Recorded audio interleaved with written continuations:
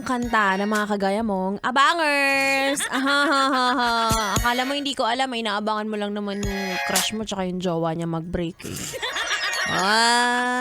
Huwag ka mag-alala, malapit na. On the way na daw.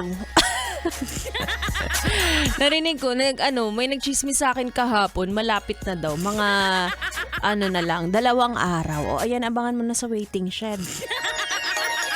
At tapos kapag nasa iyo na, alagaan mo naman ng mabuti. Ha? Dami yung sinasabi, akin ka na lang, iingatan ko ang puso mo, pero kapag nasa iyo na, mas matindi pa yung gagawin mo.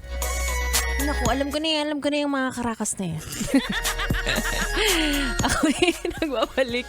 DJ Ganda Wanda, dito pa rin sa 101.1 SFM. Joshua, ba't nagagalit? Kasi lagi na nang paulit-ulit na lang. Balik tayo ng balik dito. Charot. Diba? Marami talaga akong kilala na nag-aabang. Tapos kapag nakuha na nila, ay, wala na silang gana rin. Tapos kung ano pa yung ginawa sa kanila nung ex, dinodoble or tinitriple pa nila, ang kapal ng mukha talaga. Ayoko naman magalit, no? Alam ko yung mga yes friend natin dyan ay pauwi na galing sa kanika nilang mga trabaho. At gusto nang mag-relax.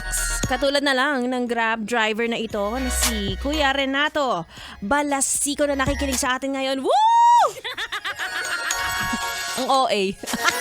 And of course, sa SP Toda G sa Mandaluyong. Galing kami dyan kanina. Wala lang, nagmaganda lang ako.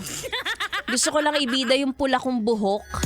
At pinakita ko sa mga tricycle driver, sa mga jeepney driver.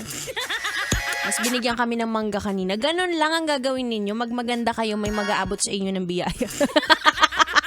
Charot. Anyway, makakasama nyo ako again. It's me, Ganda Wanda, hanggang alas 9 ng gabi.